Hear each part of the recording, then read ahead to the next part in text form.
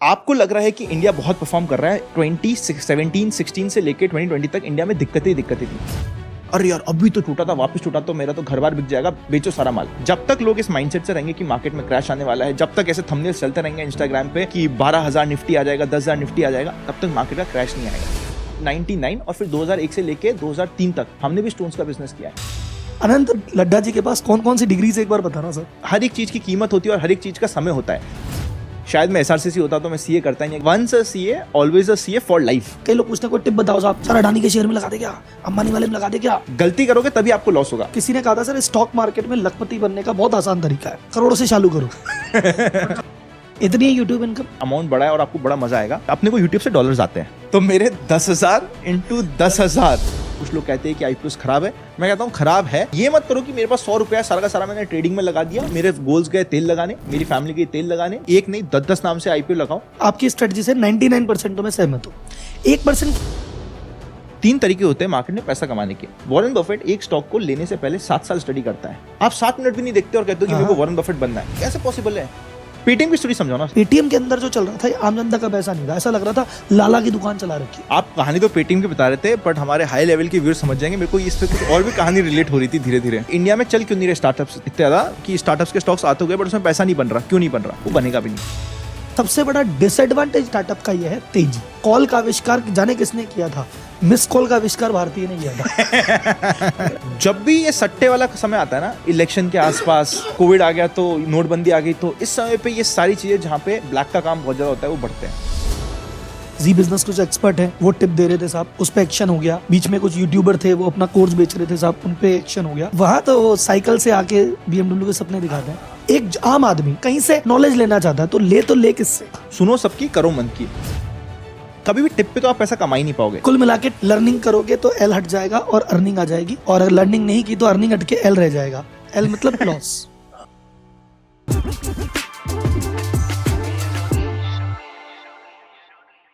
तो hello everyone, आज हमारे साथ हैं अनंत लड्डा भाई, और मैं इनके बारे में बहुत ज़्यादा इंट्रोडक्शन नहीं देने वाला, क्योंकि यूट्यूब के जो फाइनेंस यूट्यूबर की बात है या बिजनेस यूट्यूबर की बात है, उसकी जो सबसे जो फर्स्ट मूवर्स लोग थे, कि जो भी यूट्यूब पे फाइनेंस को देखता है, ऐसा बहुत मुश्किल है कि अनंत भाई को नहीं जानता होगा। 100 में से 99 लोग जानते हैं, पहचानते हैं और बहुत मानते हैं। तो आज हमारे मित्र हैं, तो अब मेरा मानना है कि बहुत सारी ऐसी चीजें अपने पॉडकास्ट पे उन्होंने कही है, आज कोई नई चीजें इनके मुंह से निकालने का प्रयास करेंगे, जिससे बाकी जो भी लोग हैं उनको नया कुछ सीखने को मिले। तो आनंद भाई, वेलकम आपका। थैंक यू भाई for such a sweet introduction. आप हमेशा ही प्यारे रहते हो यार। अरे सर, थैंक यू। मैं कह रहा था सर आनंद जी कि अभी स्टॉक मार्केट के बारे में, इनफॉर्मल रखते हैं इसको। अभी स्टॉक मार्केट नित नई ऊंचाई बना रहा है, रोज खोलो आज ये रिकॉर्ड टूटा, आज वो रिकॉर्ड टूटा। तो आपको क्या लगता है कि ये हो किस कारण से रहा है, और ये बुल रन कब तक क्या रहेगा? देखो, स्टॉक मार्केट की ना एक साइकिल चलती है। सबसे पहले मार्केट एक स्लंप में जाता है, उसके बाद थोड़ा चलना स्टार्ट होता है, फिर एक एक्चुअल बुल रन आता है, उसके बाद फिर वापस कंसोलिडेट करता है, नेक्स्ट बुल रन आता है और फिर एक बड़ा क्रैश आता है। ये पूरे 10 साल में, अगर आप पिछले, इंडिया का तो खैर बहुत छोटा इतिहास है, अगर आप US का भी देखोगे तो ये एक साइकिल चलती रहती है। अब आप बोलोगे नया हाई बना रहा है। अब क्वेश्चन ये है कि नया हाई अभी तक का बना रहा है या लाइफ टाइम नया हाई बना रहा है? पास्ट में से लेके अगर आप कंपेयर करोगे तो आपको लगेगा नया लाइफ टाइम हाई बन गया, पर अगर आप फ्यूचर देखोगे तो आपको लगेगा नहीं यार, अभी तो हम इंडिया के पर्सपेक्टिव में बहुत स्कोप बाकी है।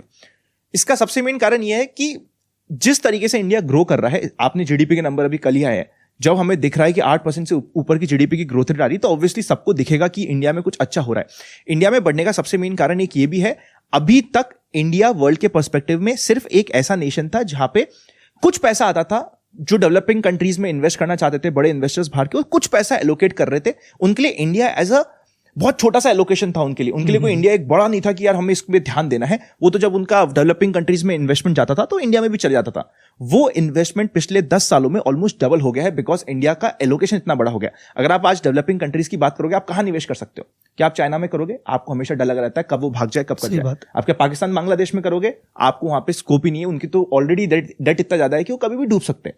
सो जब आप डेवलपिंग नेशंस में देखते हो तो इंडिया से बेटर नाम आपके पास है ही नहीं। जब आपको देखिए, आप ऐसा देखो कि मैं हूं एक US का इन्वेस्टर, मुझे इन्वेस्ट करना है अपना पैसा सारा, मैं US में इन्वेस्ट नहीं कर सकता, बिकॉज US में सारा इन्वेस्ट करने में मेरा रिस्क रहती है, प्लस US के मार्केट की भी एक लिमिटेशन है, वो जो रिटर्न दे सकता है। अब मेरे को डेवलपिंग मार्केट में इन्वेस्ट करना है। जब मैं डेवलपिंग मार्केट को देख रहा हूं तो सबसे पहला नाम मेरे सामने आ रहा है इंडिया। तो जब भारत आएगा सबसे पहले, तो ऑब्वियसली यहां पे एलोकेशन बढ़ेगा, और एलोकेशन बढ़ेगा तो इवेंचुअली हम देखेंगे कि मार्केट चलेगा। अब आपको लग रहा है कि इंडिया बहुत परफॉर्म कर रहा है। इंटरेस्टिंग बात मैं ये बताता हूं, 2011 से लेके 2020 इंडिया के मार्केट ने यूएस के मार्केट से भी कम परफॉर्म किया है। बिकॉज 2017-16 से लेके 2020 तक इंडिया में दिक्कतें थी। कभी नोटबंदी हो गई, कभी जीएसटी आ गया, कभी कुछ नए रिफॉर्म्स आ गए, कभी जैसे लग रहा था कि वापस से सारी चीजें सेटल हो गई और अब हमारे एक नए रेस पे चलने वाले, कोविड आ गया। तो पिछले ऑलमोस्ट 2010 से लेकर 2020 तक हम लोग रुके हुए थे। अब हम चलना स्टार्ट हुए गलती से कि चलो एक बार वापस से एक बार सारी चीजें लेवल 0 हुई, अब हम चलना स्टार्ट हुए। तो आपको लग रहा होगा कि यार बहुत चल गया क्योंकि आपने कोविड के बाद चढ़े हो। अगर आप पुराने इन्वेस्टर हो तो आपको पता है 2007 से 2017 तक रिलायंस के रिटर्न थे 0, जो आप कहते हो इंडिया का बेताज बादशाह है।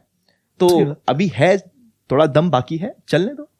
मतलब कुल मिला के जो इंडिया मिसलेनियस आइटम था फॉरेन के लिए कि हाँ ठीक है थोड़ा बहुत इधर भी कर दो, वो काइंड ऑफ मेन मार्केट बन के आ गया है।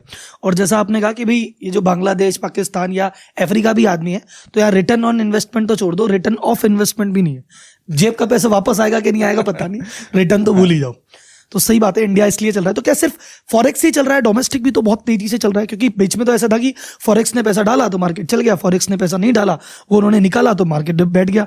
लेकिन आज की डेट में तो डोमेस्टिक भी इतने हावी हो रखे हैं कि फॉरेक्स का पैसा चला भी जाता है तो बहुत ज्यादा मार्केट पे फर्क नहीं पड़ता। ये भी एक कारण है। बेस्ट बात यह है कि इस रैली में सबसे ज्यादा पैसा इंडियन इन्वेस्टर ने कमाया। हम लोग कहते हैं इंडियन इन्वेस्टर को तुम्हें कुछ नहीं आता, तुम समझ नहीं आते, तुम रिटेल इन्वेस्टर, तुम लॉस करोगे, तुमसे पैसा नहीं बनेगा। पर रियलिटी यह है कि इस बार में पैसा सबसे ज्यादा बनाया उन्होंने है।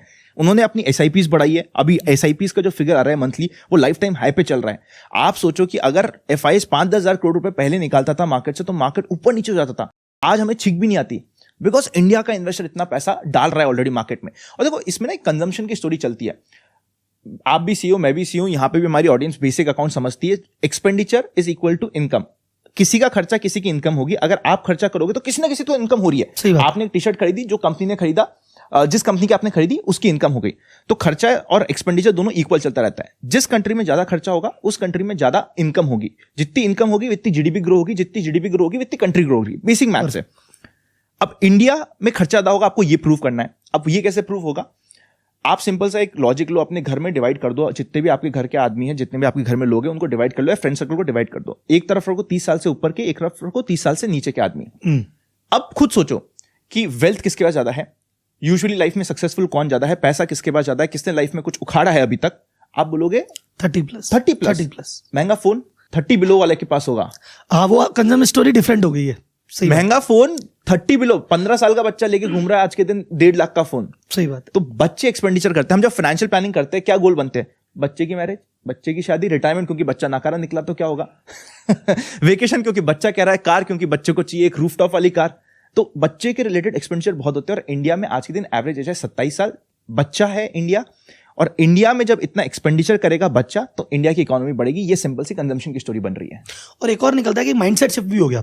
जैसे पुराना जो 80, जैसे मान लो बच्चे, हम भी जब बच्चे थे, अगर अभी भी बच्चे हैं अपन तो, लेकिन जो अभी भी वाली बात है, अगर 80s 90s की बात की जाए तो वहाँ का यूथ भी पैसा कम खर्च करता था। पैसा था ही नहीं मार्केट में, एक ब्रांड ही नहीं लेने को। अब आज की रेट में एक तो जनरेशन आ गई योलो वाली, यू लिव ओनली वंस, जिंदगी जिएगा ना दोबारा, ना जिंदगी मिलेगी ना दोबारा। लेकिन कई लोग कहते हैं जैसे मार्केट में कि यार बहुत तेजी से बढ़ गया, आप तो यार बबल ही हो गया, अब इलेक्शन की कहानी है, इलेक्शन के बाद तो भाई साहब धड़ाम आना ही वाला है।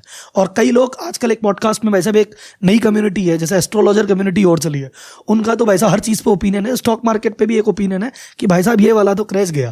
तो इस पे क्या बोलते हो? मतलब एस्ट्रोलॉजर को ना छोड़ के इकोनॉमिक माइंडसेट से क्या बोलते हो, जाएगा नहीं जाएगा नीचे? जब तक आप ये बात करोगे स्टॉक मार्केट जाने वाला है, नहीं जाएगा। अच्छा, अब मैं जब भी लोगों से मिलता हूं ना, मैं सबसे पूछता हूं कि भाई क्या क्या लग रहा है मार्केट। मतलब अपन अपना ओपिनियन एक तरफ, अपन ही जान चाहते हैं कि लोगों का ओपिनियन क्या चल रहा है।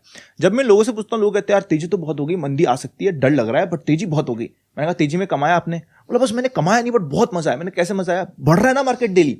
तो जब हम लोगों के पोर्टफोलियो खोल के देख रहे हैं, स्पेशली डायरेक्ट स्टॉक्स वाले, म्यूचुअल फंड वालों को छोड़ दो, वो प्रॉपर इन्वेस्टमेंट कर रहे हैं, वो पैसा कमा के जाएंगे, मार्केट क्रैश हो जाएगा तो और कमाएंगे। वो तो एक अलग क्लास हो गई, वो तो पैसा कमाने ही वाले। अगर मैं डायरेक्ट स्टॉक्स की बात कर रहा हूं, आदमी पोर्टफोलियो किसी के पास नहीं है, मजा सबको आ रहा है कि मार्केट बहुत बढ़ रहा है। पोर्टफोलियो बहुत कम लोगों के पास है जो होल्ड कर पा रहे हैं इस रैली में। तो जब तक लोग ये डरेंगे और इस डर से माल काटते जाएंगे, अभी भी जैसी लाइफ टाइम हाई हुआ, कहा अरे यार अभी तो टूटा था, वापस टूटा तो मेरा तो घर बार बिक जाएगा, बेचो सारा माल। जब तक लोग इस माइंडसेट से रहेंगे कि मार्केट में क्रैश आने वाला है, जब तक ऐसे थंबनेल्स चलते रहेंगे इंस्टाग्राम पे और यूट्यूब पे कि 12,000 निफ्टी आ जाएगा, 10,000 निफ्टी आ जाएगा, तब तक मार्केट का क्रैश नहीं आएगा।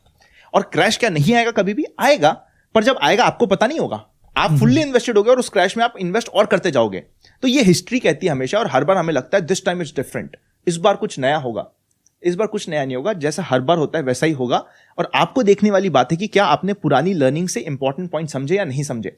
और होता क्या है, 10 साल में एक बड़ा क्रैश आता है। अब वो एक बड़े क्रैश के लिए वो कहते हैं ना कि एक बार तो क्रैश होना ही है। उस समय आपके अगर डायरेक्ट स्टॉक्स में काम करते हो, आपने 10% का अपना स्टॉप लॉस लगा रखा है, आखिरी बार जब मार्केट एक्चुअली टूट रहा होगा आपके 10% मार्केट में जाएंगे। अगर आपने ये सोच लिया और पूरी रैली को एंजॉय किया, आप पैसा कमाओगे।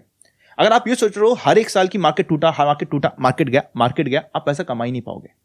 और अगर आप 10 से 15% की बात कर रहे हो, पिछले 25 साल में 10 से 15% मार्केट 3 साल को छोड़ के हर साल में टूटा है।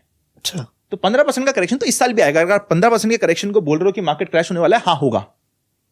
क्या प्रोबेबिलिटी है? 90% के ऊपर की। किसने बोला? पास्ट ने बोला। और हिस्ट्री हमेशा खुद को रिपीट करती है, तुम मानो चाहे ना मानो। मानो चाहे मत। क्या बट वहां से क्या बाउंस बैक होता है? बाउंस बैक बहुत स्ट्रांग हो रहा है। मुद्दे की बात अभी सबसे मेन ये है कि जो करेक्शन पहले होता था ना, वो लंबा चलता था। आज के दिन जो इंडिया के सबसे बड़े बुल्स बने हुए हैं कि भाई इंडिया एक बड़े बुल रन में, मैं नाम किसी का नहीं ले सकता यहाँ पे क्योंकि थोड़ा सा कंट्रोवर्शियल हो जाएगा, बट आज के दिन इन्वेस्टिंग में इंडिया में जो जी रहे लोग, उनमें से जो टॉप 5 नाम लिखा होगा, उन टॉप 5 में से 3 नाम ऐसे जिन्होंने 2003 जब 2004 से 2007 mothers of all bull run था, सबसे बड़ी तेजी आई थी। 2003 में उनका आउटलुक मनी में स्टेटमेंट आया था कि हम तो सोच रहे हैं कि हमारा जो बिजनेस चल रहा है इसको छोड़ के कुछ और करे, स्टॉक मार्केट तो खत्म हो गया, इंडिया खत्म हो गया, इंडिया का स्टॉक मार्केट कभी नहीं चलेगा।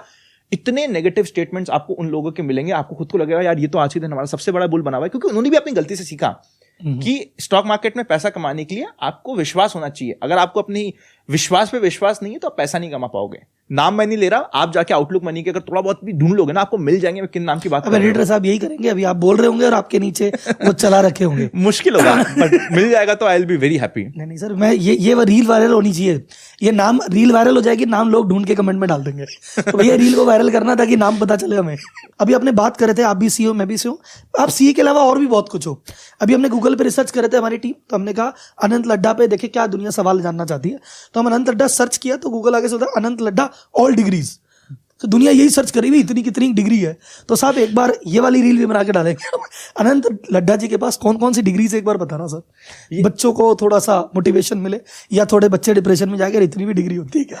यार मैं बताता हूँ, बिल्कुल बताता हूँ, बट इसमें डिग्री के लिए ना बहुत सिंपल सा मामला होता है। अगर आपकी पहली डिग्री सॉलिड हो जाए ना, बाद की डिग्री होना आपके लिए इजी हो जाता है, क्योंकि आप कहते हैं फाउंडेशन स्ट्रांग हो गई। और जब पहली एक बड़ी डिग्री आप ले लेते हो ना, आपको कॉन्फिडेंस इतना हाई रहता है कि आगे 2-3 डिग्री आपको फ्री मिलती है। सो आपको भी नाम से लगेगा कि यार बहुत डिग्रीज हो गई, बट मैंने भी इतना स्ट्रगल करा है जितना हर एक आदमी कर रहा है या करेगा आने वाले समय पे। और ऐसा नहीं कि मुझे भी डिग्री मिल गई थी। सबसे पहले मेरा सपना था एसआरसीसी जाना। मैं 1 मार्क्स से मिस किया था एसआरसीसी नहीं पहुंचा मेरे को। आज भी मैं अभी एसआरसीसी में सेशंस नहीं जाता हूं। आज तक मैंने एक सेशन के लिए मना नहीं किया एसआरसीसी में, जस्ट बिकॉज वो मेरा सपना था कि भाई एसआरसीसी जाना है। और जब सेशन के लिए बुलाता है मैं तो पक्का आऊंगा आपके पास, तो और कहीं जाऊं नहीं जाऊं, क्योंकि वो मेरा सपना था। तो ऐसा नहीं है कि सब कुछ आपको मिल जाएगा, पर हाँ मतलब हर एक चीज की कीमत होती है और हर एक चीज का समय होता है कि किस समय आपको क्या मिल रहा है। शायद वही बेस्ट था आपके लिए। शायद मैं एसआरसीसी होता तो मैं सीए करता ही नहीं। अगर मैं सीए करता नहीं तो मेरे को सीएफए भी नहीं मिलता, सीएफपी भी नहीं मिलता, एलएलबी तक तो मैं सोचता ही नहीं कि यार मैं फाइनेंशियल प्लानिंग करूंगा तो मुझे एलएलबी की जरूरत पड़ेगी। सो ये सब सारी डिग्रीज अभी जब आप नाम सुनते हो आपको लगता है कि बहुत ईजी रही होगी। ईजी नहीं थी, बहुत डिफिकल्ट थी। और जितनी आई थिंक जब भगवान आपको टेस्ट करे ना, ये काफी मुद्दे की भी बात है कि जब आपको भगवान टेस्ट करे और टेस्ट जितना डिफिकल्ट हो रहा है, अगर आप उसको पास कर जाओगे तो इतना ही फ्रूटफुल भी आपको चीजें मिलेगी। बट वो डिफिकल्ट में आप कहाँ रुकोगे वही आपको डिफाइन कर देगी आपको लाइफ में कितना मिलेगा। तो आपने भी इतनी डिग्रियों के नाम बताए। एक चीज है कि ये जो डिग्री की अभी आप, जैसे वो डिग्री की, अब आप आए स्टॉक मार्केट की दुनिया में और अभी आप यूट्यूब क्रिएशन में भी काम कर रहे हैं, तो उस डिग्री का आपको इन दोनों जगह में बेनिफिट मिला? काफी बहुत फायदा मिला। जैसे फॉर एग्जांपल सीएफए जो आप स्टॉक मार्केट में देखते हो ना, सीएफए लेवल 3 की बुक्स तो इतनी प्यारी है, पूरी की पूरी प्रैक्टिकल नॉलेज पे है कि क्या क्या बायसेस होते हैं, किस तरीके से आप स्टॉक मार्केट को स्टडी करते हो, क्या टेक्निकल एनालिसिस होता है, सारी चीजें आपको सीएफए ने सिखा रखी है। तो सीएफए आपको डायरेक्टली हेल्प करता है। जब आप सीएफपी की बात करते हो, सर्टिफाइड फाइनेंशियल प्लानर, वो आपको प्रॉपर पोर्टफोलियो बनाने में हेल्प करता है।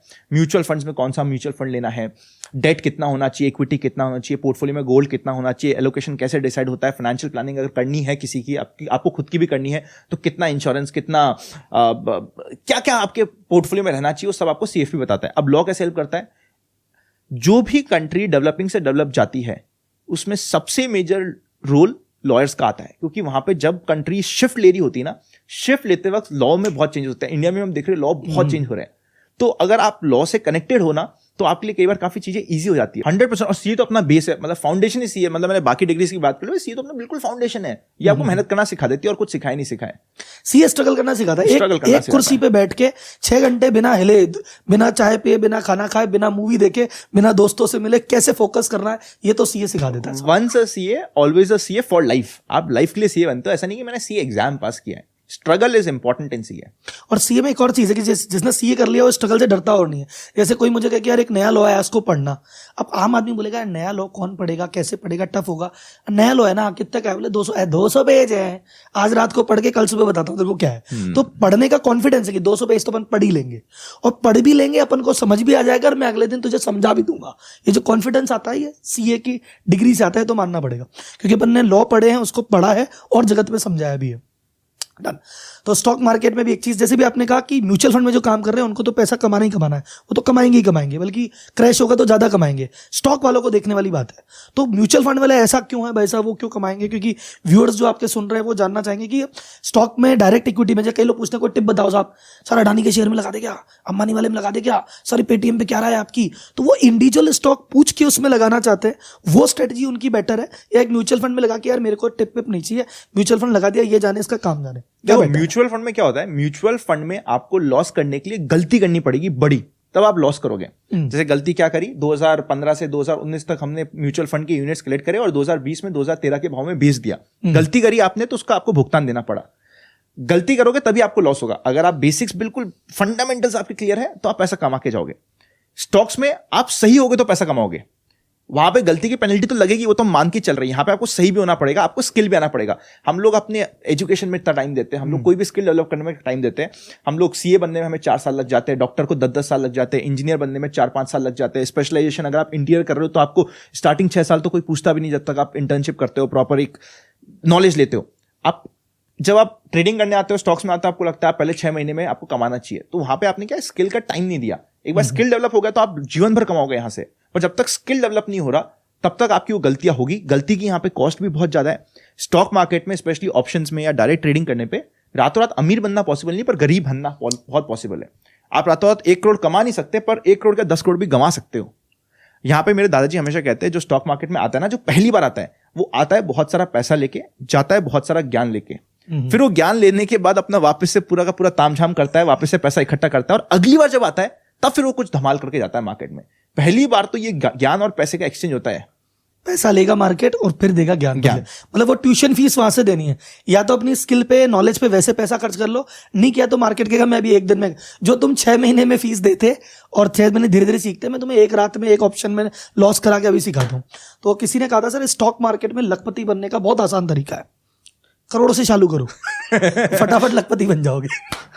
तो अभी जैसे स्टॉक की अपन बात करते हैं, म्यूचुअल फंड बेस्ट ऑप्शन है आपकी नजर में स्टार्ट करने के लिए। आपका म्यूचुअल फंड का पोर्टफोलियो होना चाहिए। आप स्टॉक मार्केट को भी करो, सीखो, क्योंकि एक बार आपने ये स्किल सीख लिया ना, आपको पूरे जीवन भर कमा के देगा।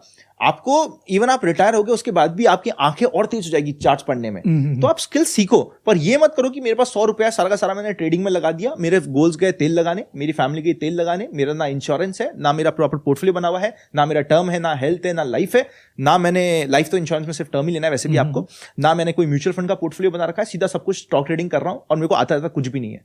ये बेस्ट कॉम्बिनेशन होता है। इसमें सर एक और चीज, एक वर्ड जो आपने बोला, जैसे कई लोग हैं, ये लॉबी बनी स्टॉक मार्केट के अंदर ही 2 लॉबी है। एक है इन्वेस्टिंग लॉबी कि अच्छा स्टॉक चुनो, खरीदो, बैठ जाओ, मस्त रहो, आप 10 साल 20 साल बाद कमाना। एक लॉबी है कि भैया ट्रेडिंग लॉबी, सुबह घुसेंगे शाम को कुछ कमा के निकलेंगे। कोई बंदा एकदम शॉर्ट टर्म है कि सुबह घुसेंगे शाम को कुछ कमा के लाएंगे, कोई हफ्ते में कमाता है, कोई महीने में कमाता है। पर एक तो ट्रेडर है कि एक टिप बढ़िया बताओ कि अच्छा 100 रुपए पे शेयर पकड़ लो, 120 पे प्रॉफिट बुक करके निकल जाओ, फिर आ जाएंगे। तो एक तो ट्रेडिंग कम्युनिटी हो गई, ये लॉबी ये कहते हैं हमारा काम बढ़िया है, बहुत ज्यादा कैपिटल नहीं लगानी, रोज के पैसे हम कमा लेते हैं और कोई टेंशनबाजी नहीं है। इन्वेस्टिंग वाले कहते हैं यार इसमें कोई नहीं है, आज कमाओगे कल नुकसान हो जाएगा, ये तो जुआ है, सट्टा है, असली गेम तो इन्वेस्टिंग है। तो इस पे आपकी क्या ओपिनियन है, क्योंकि आप बहुत ज्यादा वेल डाइवर्सिफाइड एक्सपीरियंस के साथ आते हो, आपके पास एक्सपीरियंस है, क्वालिफिकेशन है, दुनिया देखी है, तो you are the best person to answer that. भाई इसमें ना बहुत सिंपल चीज है, 3 तरीके होते हैं मार्केट में पैसा कमाने के। पहला होता है आपका इमोशनली डिफिकल्ट तरीका। अब वो कौन सा हुआ, वॉरेन बफेट साहब का, कि भाई दुनिया कह रही है 1999 1998 में कि भाई टेक्नोलॉजी चलेगा, और आप कह रहे हो कि टेक्नोलॉजी स्टॉक में लूंगा ही नहीं, आप अंडर परफॉर्म कर रहे हो, दुनिया बोल रही है कि आप खत्म हो गए, और आप बस बैठे हो अपने पीएसयूज में और ओल्ड कंपनीज लेके, कैपिटल कंपनीज लेके, बट जब क्रैश आया तो आप सर्वाइव कर दे और आप नए बन गए। वो इमोशनली बहुत डिफिकल्ट है। आप में इतनी इमोशनल इंटेलिजेंस होना कि कोविड का क्रैश आ रखा है, आप ऐसे डाले जा रहे हो, आराम से पॉपकॉर्न देख रहे हो, टीवी देख रहे हो और रिलैक्स कर रहे हो, वो इमोशनली डिफिकल्ट हो गया। आपको चूज करना पड़ेगा कि आप इतने इमोशनली डिफिकल्ट पाथ पे जा सकते हो क्या। अब क्या होता है, लोग कहते हैं मैं इन्वेस्टिंग तो कर रहा हूं पर लॉस वाले शेयर में, मतलब जिस शेयर में प्रॉफिट हो रहा है उधर तो मैंने ट्रेडिंग कर ली, जिसमें लॉस होता गया वो कचरा सारा का सारा में रखता गया। Only losers average down losers and buy loser stocks. तो आपको सबसे पहले इमोशनली डिफिकल्ट में क्या आप कर पाते हो नहीं कर पाते देख लो। सेकंड होता है फिजिकली डिफिकल्ट, वो होता है ट्रेडिंग का टास्क कि साला सुबह मार्केट खुला उससे पहले आपको उठना है, देखना है यूएस में क्या हुआ, सेबी ने क्या बोला, आरबीआई ने क्या बोला, क्या फेड ने बोल दिया, क्या इस पॉलिसी आई, क्या चार्ट पैटर्न बोल रहा है, कौन सा वीडियो, कौन सा ट्रेंड, कौन सी कंट्रोवर्सी, सब जानो। वो फिजिकली डिफिकल्ट टास्क है, वहां पे भी पैसा बनता है अगर आप उसमें एक्सपर्ट हो जाते हो। और थर्ड होता है फिजिकल इमोशनली भी है, वो आज सुबह ये लिया था अब ये हो गया, फिजिकल के साथ थोड़ा इमोशनल भी है। वो ज्यादा इमोशनल है कम इमोशनल है, भैया इन्वॉल्वमेंट दोनों का है। यहाँ पे इमोशन तो कुछ भी नहीं। आपका स्टॉप लॉस 5% का, वहां पे आपका स्टॉप लॉस है 100% का। जीरो होगा तब तक मैं बैठा हूं यहाँ पे, और जीरो में मैं एवरेज डाउन भी कर रहा हूं क्योंकि मेरा कन्विक्शन है, मेरी स्टडी है पीछे। इमोशनल डिफिकल्ट में क्या होता है, वॉरेन बफेट एक स्टॉक को लेने से पहले 7 साल स्टडी करता है। आप 7 मिनट भी नहीं देखते और कहते हो कि मेरे को वॉरेन बफेट बनना है, कैसे पॉसिबल है? 7 सेकंड में टेलीग्राम ग्रुप होता है, उसमें टिप आता है ये उठा लो, अच्छा ये वाला है कि ये वाला उठा लेते हैं। इस टेलीग्राम ग्रुप की 3 टिप अच्छी आई थी, चौथी तो और ही अच्छी होगी। और ये तो सबसे बड़ा स्कैम। कई लोग क्या करते हैं टेलीग्राम पे, जैसे देखते हैं कोई भी ग्रुप पकड़ लिया, कहते भी इन्वेस्ट नहीं करेंगे, 7 दिन देखेंगे क्या करता है। तो रोज सुबह टिप देखी, सब चली सही जा रही है, तो 7 दिन देखेंगे, बोले 7 दिन इसकी टिप एकदम सही गई थी, 8वें दिन में ले लूंगा। जब आपने नहीं लगाया था वो टिप सही गई थी, जिस दिन आपने ली थी वो टिप बैठ जाएगी तुमको। ये तो बहुत बहुत खतरनाक सीन होता है। बल्कि मैं तो ये कहता हूँ, ऐसा लगता है सर स्टॉक मार्केट में कोई कैमरा लगा के बैठा है कि ऐसा कह तू ले यही गिरेगा और तू छोड़ बस यही बढ़ेगा। जो भी आपने शुरुआत में कहा ना कि जब पूरा बाजार के गए तो टूटेगा टूटेगा टूटेगा, तब तो ये बढ़ता जाएगा। और जब बाजार की चिंता खत्म हो जाएगी, अरे नहीं टूटेगा यार, 6 महीने से टूट करता है, टूटता तो है ही नहीं, देखना क्या बुल रहा था, उसी दिन ये टूट जाए। खेलता है ये आपके साथ यार। इसमें ना साइकोलॉजी का भी गेम है यार। हमें लगता है कि हमें रिटेलर को बैठने के लिए कोई 50,000 करोड़ का आदमी ये देख रहा है कि इसके 500 रुपए में ले लूं, भाई वो फर्क ही नहीं पड़ता उसको तुम क्या कर रहे हो। वो तो क्या है, ऊपर वालों की लड़ाई चल रही है, बहुत भयंकर 2 पार्टियों की लड़ाई चल रही है।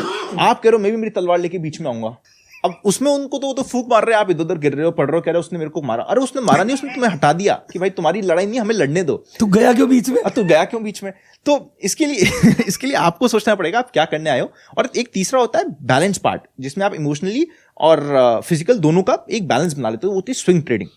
तो अगर आप स्टार्ट कर रहे हो ना मार्केट में, मेरे हिसाब से सबसे पहले आपको म्यूचुअल फंड का पोर्टफोलियो बनाना चाहिए। सेकंड, आपको स्विंग ट्रेडिंग और आईपीओ मार्केट से स्टार्ट करना चाहिए। फिर आपको अपने आप अपना कंफर्ट जोन मिल जाएगा। एक बार आपको स्विंग ट्रेडिंग में थोड़ा बहुत समझ आया कैसे काम होता है। स्विंग में क्या होता है, आप रफली 20% का टारगेट रखते हो, 8% का स्टॉप लॉस रखते हो फ्लैट। मतलब 8% का स्टॉप लॉस मतलब ये हो गया कि जो भी आपने आज एक ट्रेड ली 100 रुपए के लिए, तो उसमें आपको कभी भी आपकी टोटल कैपिटल का 1% से ऊपर का लॉस हो ही नहीं सकता, क्योंकि आपने 8% का स्टॉप लॉस ले लिया। और रूल बना लो कि एक स्टॉक जो भी मैं बाय करूंगा अपने टोटल पोर्टफोलियो का 10% ज्यादा नहीं बाय करूंगा। एग्जाम्पल लेते हैं, 100 रुपए मेरे पास है, मेरे को ए स्टॉक पसंद आ रहा है तो मैं उसमें 10 रुपए लगाऊंगा। जब मैंने 10 रुपए लगाए तो उसमें 10 रुपए मेरा स्टॉप लॉस है 1 रुपया, 80 पैसा 80 पैसा मान लो, 1 रुपया मान लो, मतलब 10% आपका स्टॉप लॉस हो गया। जो आपका 1 रुपया है वो आपको टोटल पोर्टफोलियो का 1% है। ये हो गया बेस्ट स्विंग ट्रेडिंग का काम करना। इसमें आपको टाइम भी मिलेगा, गलती करने के मौके मिलेंगे और इवेंचुअली आप सीख भी जाओगे, क्योंकि आपकी 10 गलती भी हो गई तो 10% ही अभी तक क्लियर हुआ है। बस 10% ही हुआ। लेकिन ये कि उस पर लॉजिक पे टिके रहना, क्योंकि कई आदमी कहता है मैंने 10% इन्वेस्ट किया, लेकिन यार स्टॉक तो अच्छा दे रहा है तो 10 और कर देता हूं, ये तो और दे रहा है तो अब तो मैं 50% लगा देता हूं। ये कई लोग ऐसे हैं कि यार इस स्टॉक ने इतना रिटर्न दिया कि मैंने पहले तो इसमें 10,000 ही लगाए थे, लेकिन फिर मैंने 25 कर दिए और 25 पे इतना मजा आया कि मैंने 50 कर दी, और जैसे ही मैंने 50 पी कि अब तक का कमाया दबाया सब एक दिन में ले गए। ये सोचने वाली बात है कि बस वो पेटीएम जैसा ना निकल जाए। नो रिकमेंडेशन, बस ध्यान रखना।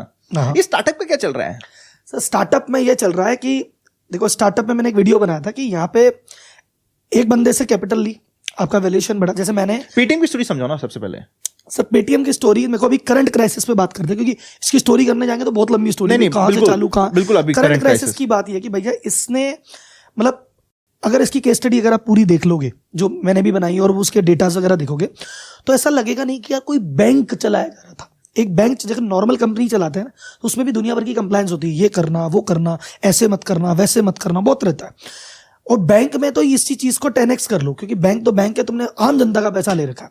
और पेटीएम के अंदर जो चल रहा था ये आम जनता का पैसा नहीं था, ऐसा लग रहा था लाला की दुकान चला रखी है कि केवाईसी मेंटेन करने, छोटे से छोटा आदमी भी केवाईसी का ध्यान रखता है। यहां पे पता चला कि लाखों अकाउंट ऐसे हैं जिसकी केवाईसी नहीं थे, लाखों, 1-2 नहीं लाखों। एक अकाउंट ऐसा, एक पेन पे एक पेन है, उस पे 100 से ज्यादा अकाउंट खुले हुए तो हैं। ये हुआ कैसे पॉसिबल और क्यों? इंटेंशन क्या था इसके पीछे? इंटेंशन ये था, देखो स्टार्टअप में एक चीज गलती हमेशा होती है और मैं इस चीज से हाथ जोड़ के रखता हूं। जैसे हमारे खुद का भी बिजनेस है तो उसमें कई लोग कहते हैं तेजी से बढ़ो, तेजी से बढ़ो। सबसे ज्यादा एडवांटेज स्टार्टअप का है तेजी, हाइपर ग्रोथ देते हैं। सबसे बड़ा डिसएडवांटेज भी स्टार्टअप का यह है तेजी।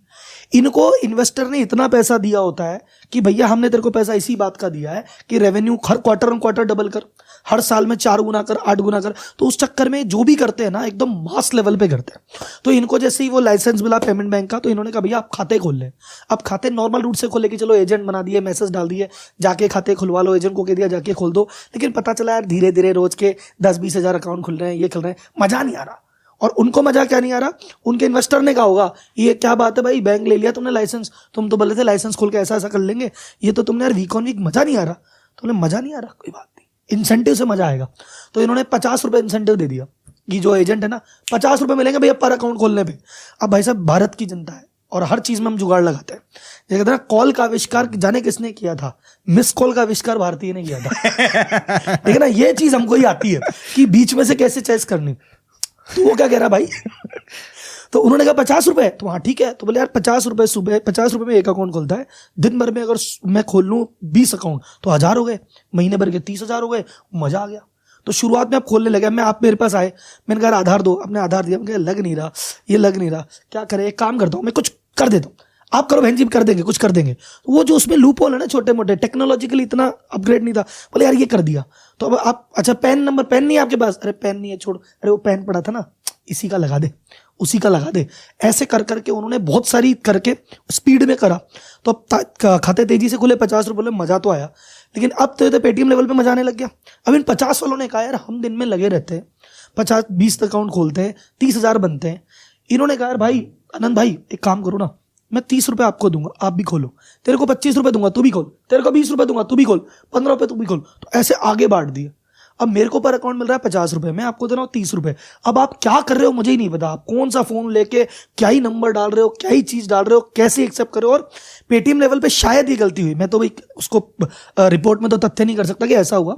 पेटीएम लेवल पे कि उनको स्पीड करने के चक्कर में होता ना, यार ऐसा करने से होता, बोले यार ये वाला लेवल हटा दे, इसको ईजी करो, रजिस्ट्रेशन में उसको ईजी करो ताकि और खुले, ईजी करो। तो ईजी करने के चक्कर में कुछ बैलेंस एंड चेक्स जो लग रहे थे वो नहीं लगे, तो इतने सारे खाते खुल गए, इतनी चीज हो गई। तो इन्वेस्टर को लगा हाँ यार खाते खुल रहे काम हो रहा है, पेटीएम को भी लगा खाते खुल रहे काम हो रहा है, पर उनको नहीं पता था कि 50 रुपए और 30 रुपए के चक्कर में नीचे क्या गंदगी फैल गई। तो ये सारा काफला होगा। आप कहानी तो पेटीएम की बता रहे थे, बट हमारे हाई लेवल के व्यूअर्स समझ जाएंगे, मेरे को इससे कुछ और भी कहानी रिलेट हो रही थी धीरे धीरे। वो तो सर अब हाई लेवल के व्यूअर्स है ना, तो समझ जाएंगे अपन क्या बात है। पर हाँ, जहां भी इस तरह के कमीशन बांट दिएंगे, मैंने कहने का मतलब क्या है, कंट्रोल नहीं होगा और प्रोसेसेस नहीं होंगे। इंसेंटिव की एक बहुत बढ़िया प्यारी सी कहानी सुनाता हूँ, मेरी नजर में बेस्ट कहानी है। जब हम एम्प्लॉय मैनेजमेंट की क्लास लेते हैं, सेल्स की क्लास लेते हैं ना, तो इंसेंटिव पे मैं वो एग्जांपल दिखाता हूँ। कोबरा कहानी है कि अंग्रेज, जब ये रियल स्टोरी है, जब अंग्रेजों के टाइम पे कोबरा बहुत सारे हो गए थे साहब, तो अंग्रेजों ने कहा यार इसको कोबरा कैसे खत्म करे, आए तो दिक्कत है। तो उन्होंने गांव वालों में कह दिया कि चलो एक काम करो, एक सांप मार के लाओ, 1 रुपया मिलेगा। तो गांव वालों ने कहा ठीक है, आज 2 सांप मार लाए, 2 रुपए दिए। अब 2 रुपए, गरीब आदमी बोले यार 2 रुपए में तो मजा आ गया यार। अब वो भाई साहब कुछ काम नहीं, सुबह पहले 4 आदमी उठ के जंगल जा रहे हैं, जंगल में जाके 20 सांप मार के ला लेते 20 रुपए। अब उनको लगा इससे बढ़िया तो धंधा ही नहीं।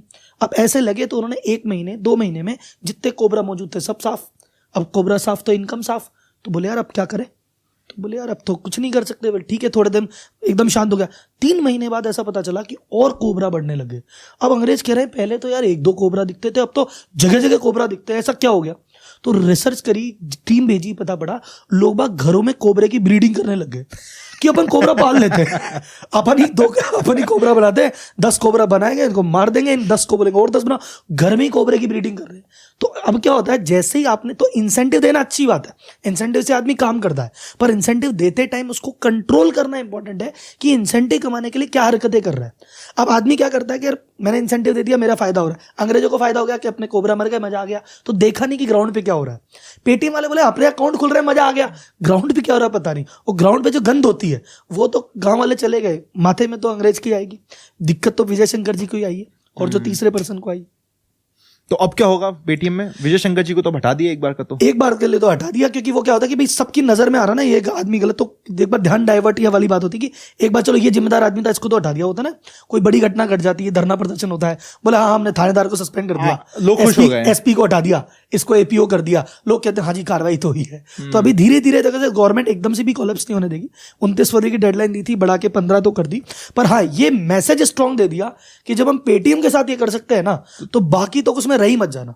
अभी 3-4 दिन पहले मीटिंग भी हुई थी, आरबीआई ने शायद 20-25 फिनटेक स्टार्टअप को बुला के बोला कि भाई साहब देखो उनके साथ तो एक्शन लेके तुम्हें दिखा दिया, 3 महीने दे रहे हैं, ढंग से कर लेना। तो अभी वो तो उसको देखते ना कि एक आदमी को ऐसा पीट दो कि बाकी लोग डर जाए कि यार क्या, और सबसे बड़े को पीटो, सबसे बड़े को पीटो। इसको कहते हैं प्रिजन थ्योरी होती है। ये प्रिजन थ्योरी है कि एक कोई रील चल रही थी, रशियन माफिया था, अगर आप प्रिजन थ्योरी है कि तुमको 10 साल की जेल हो गई, अब 10 साल की जेल हो गई, जेल में तुम्हारा जीना आराम हो जाएगा, जेल में घुसते ही पहले दिन स्ट्रॉन्ग आदमी को कूट दो तो 10 साल तुम्हारे जेल के आराम से बीत तो प्रिजन कुछ भी काम कर रहा है ना, एक स्ट्रॉन्ग आदमी के 2 लपड़, तो बाकी सब घबरा के चलेंगे, बोले अरे इसको ही नहीं बख्श रहा, हमारा क्या कर लेगा। इंटरेस्टिंग ये है। और सर ये बाइजू वगैरह में क्या चल रहा है सर, बाइजू की कहानियां? ये तो आप जानोगे ज्यादा यार देखो जो बाइजू में अगेन बाइजू में सेम चीज है, जो पेटीएम है वो बाइजू है। आप तो ये बताओ स्टॉक मार्केट में कि सेबी अलाउ कैसे कर रही है इसको, इतने सारे स्टार्टअप को, क्योंकि हाथ सबके हाथ ही चल रहे हैं साहब। देखो यार इंडियन स्टॉक मार्केट और स्टार्टअप का ना बहुत सिंपल सा मामला है। सेबी अलाउ कर रही है, वो तो रूल है, रूल में अगर कोई चाहेगा मेरी रूल्स पूरे कर रहा हूं तो मैं आऊंगा आईपीओ, उसमें सेबी कुछ भी नहीं कर सकती, इसमें सेबी की कोई गलती नहीं है। अब मुद्दे की बात यह है कि इंडिया में चल क्यों नहीं रहे स्टार्टअप्स इतने ज्यादा, कि स्टार्टअप्स के स्टॉक्स आते हो गए बट उसमें पैसा नहीं बन रहा, क्यों नहीं बन रहा? वो बनेगा भी नहीं। क्या होता है जब आप स्टॉक मार्केट में इन्वेस्ट करते हो, हम क्या चाहते हैं भाई क्वार्टर ऑन क्वार्टर तेरा बता कितना ईपीएस ग्रोथ हुआ, चल बता तूने पिछले क्वार्टर में कितनी आरओई दिखाई थी, अभी तूने बढ़ाई या कम करी। इस फिलॉसफी में चलती है, हमें क्वार्टर ऑन क्वार्टर अच्छा इंप्रूवमेंट देखने की आदत है, और हमारे पास ऑप्शंस बहुत सारे हैं। 4-4.5 कंपनीज लिस्टेड है इंडिया में, फॉरेन मार्केट की भी एक्सेस है, फॉरेन तो छोड़ो 4,000 इंडिया में लिस्टेड है। अब 4,000 में से मेरे पास 50 आए स्टार्टअप, वो दिखा रहे क्वार्टर ऑन क्वार्टर ज्यादा लॉस, वो दिखा रहे क्वार्टर ऑन क्वार्टर ईपीएस में डी ग्रोथ, तो मैं क्यों जाऊंगा उसके पास? तो कभी भी एक बड़ा पैसा देखो स्टार्टअप वर्ल्ड में जो फंडिंग चलती है वीसीज की तरफ से वर्सेस स्टॉक मार्केट, दोनों एक अलग चीज है। और इंडिया का इक्विटी मार्केट आज के दिन बहुत नया है to adapt to the startup world.